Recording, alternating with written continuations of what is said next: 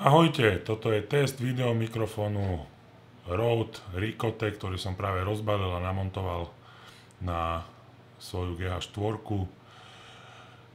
Video mikrofón stojí asi 80 € a momentálne testujeme, ako sa správa mikrofón, keď rozprávame smerom na neho, keďže je to super smerový mikrofón, ktorý by mal vlastne oddeliť alebo zvýrazniť iba zvuk, ktorý na ňo prichádza a trochu eliminovať zvuky, ktoré sú tzv. Bočné. Takže teraz rozprávam na mikrofón priamo, teraz prejdem za kameru a skúsim, aký zvuk tento mikrofón pojme aj zo zadu kamery.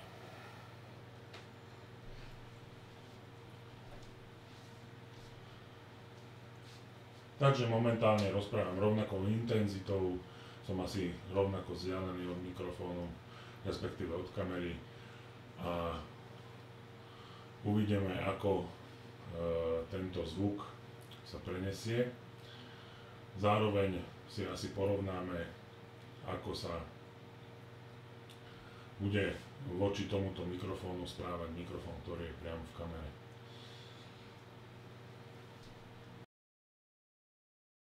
Takže momentálne rozprávam na mikrofón, ktorý je interným mikrofónom GH4. Tiež si môžeme porovnať, ako sa správa k zvuku, ktorý ide spredu kamery a v zápäti prechádza na druhú stranu.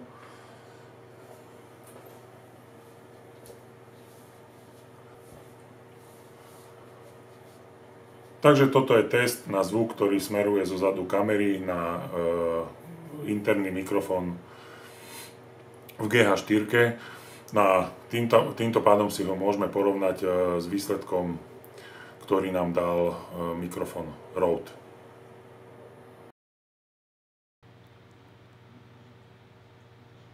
Takže opäť som zapojil mikrofón Rode do GH4 a z porovnania musím konštatovať, že Rode plní svoju funkciu, je silnosmerový, to znamená, že v smere rozprávania na mikrofón je hlas zreteľný, čitateľný. Naopak z opačnej strany kamery, na ktorú nesmeruje mikrofón, je hlas relatívne dobre odrezaný a nevýrazný. Naproti tomu interný mikrofón v GH4 má silne guľovú charakteristiku. To znamená, že kdekoľvek sa v okolí kamery pohybujete, tak ten mikrofón vás bere úplne rovnako. Čo môže byť v istých momentoch nežiaduce, hlavne keď ste niekde vonku napríklad a potrebujete robiť nejaký rozhovor s niekým a istým spôsobom potrebujete odrezať ruchy z okolia, tak tento guľový mikrofón by vám to všetko nabral a veľmi ťažko by sa to nejako korigovalo v postprodukcii. Prednosťou video mikrofónu Ricote je hlavne to, že je umiestnený na takých konzolách, ktoré vlastne eliminujú otrasy. To znamená, že otrasy sa vám neprenášajú vo forme zvuku do mikrofónu, aj keď hýbete fotoaparátom alebo kamerou.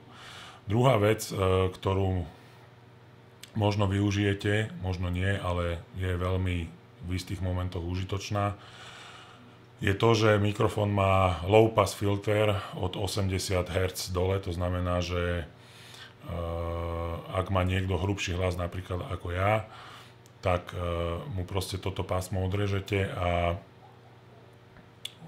tým pádom je ten jeho hlas taký zreteľnejší a zrozumiteľnejší.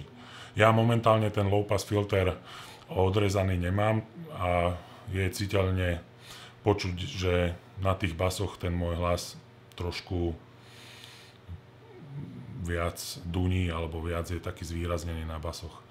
Takže odrezaním toho pásma by sa tej mojej reči pomohlo. Treťou výhodou, poťažmo samozrejmosťou, ktorú očakávam od takéhoto mikrofónu, je, že má protiveternú ochranu.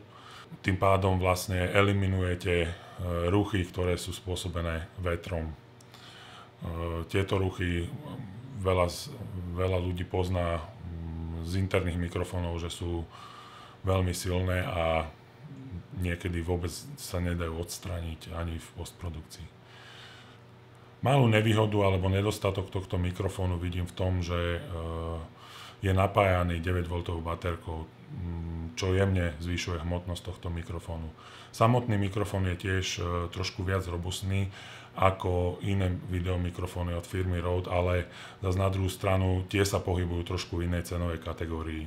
Takže na záver môžem len povedať, že s mikrofónom ako takým som spokojný, splnil svoj účel a bude veľmi často využívaný.